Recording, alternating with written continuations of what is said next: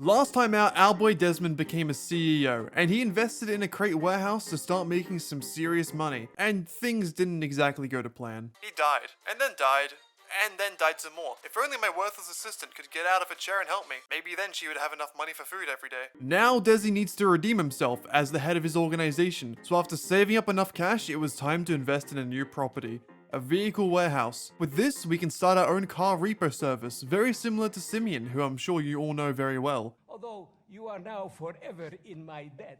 And the fantastic thing about this is, compared to the crate business, is that there is no upfront cost to source a vehicle, and we also ain't going to be dealing with helicopters or water nearly as much. So we went ahead and purchased our new vehicle warehouse in La Mesa for $1.5 million. A hefty upfront investment, but we will make back that money very quickly. Just you watch. Anyways, we then went ahead and sourced our first vehicle, and it was a standard range Massacro. Now on to stealing our first car, which was hauled up in a crime scene, surrounded by police officers, and I had to go on there and grab it for myself. This was a daunting task, as Desmond's experience with gunfights from last time had given him some PTSD. Luckily, we had some new weapons that made taking down the pigs much easier, and I was able to take the car and eventually evade the cops by hiding on some train tracks. We then took our newly acquired vehicle to our newly acquired warehouse when we were greeted by... Oh god, she makes me sick. And there we go, our first car stored up in the warehouse. I think it's time for celebration, and what a better way to do that than to set off some fireworks.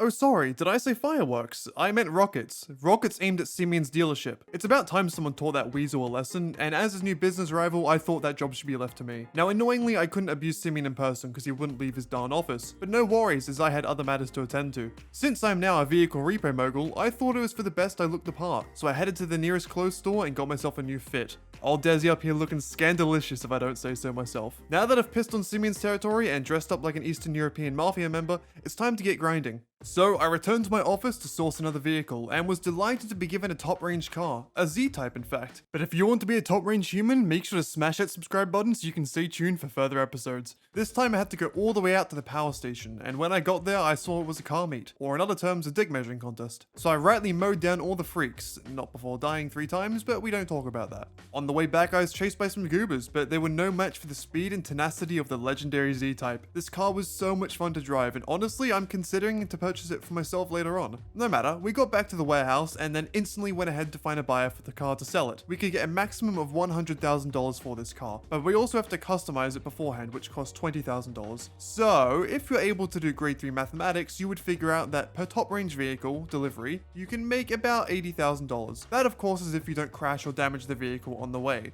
which luckily I didn't this time. And that completes our first ever sale. Coming from last episode, I never thought a CEO delivery mission could be so calming. My pride is almost coming back. Since I was feeling so good, I went back to my office to source another vehicle, and it seems that the new clothes I bought just might be a lucky charm because I went ahead and sourced vehicle after vehicle and they were all top range. I ended up getting 7 top range vehicles in a row, which is just unheard of. Of course, every so often I sold these vehicles and managed to make a few $100,000 in a very short time. Des Incorporated is finally getting its footing in the business world of Los Santos. If only I could give my assistant a footing as well and boot her out the door.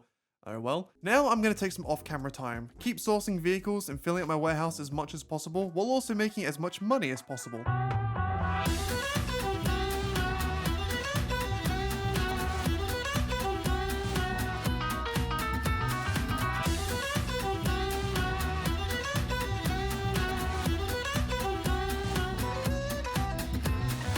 Alright, that's enough montaging for now. It's been a few days since I last checked in, and boy have I made some progress. Desmond has upgraded from a shady repo mogul to an esteemed repo mogul. Basically, the only difference is now he wears a top hat instead of a bandana. Anyways, as you can see from our dealership, our warehouse is filled up quite a bit, and we have made well over $1 million. This money is going to be used for 2 very important things. The first is purchasing a new business, but the other thing we'll be spending the money on is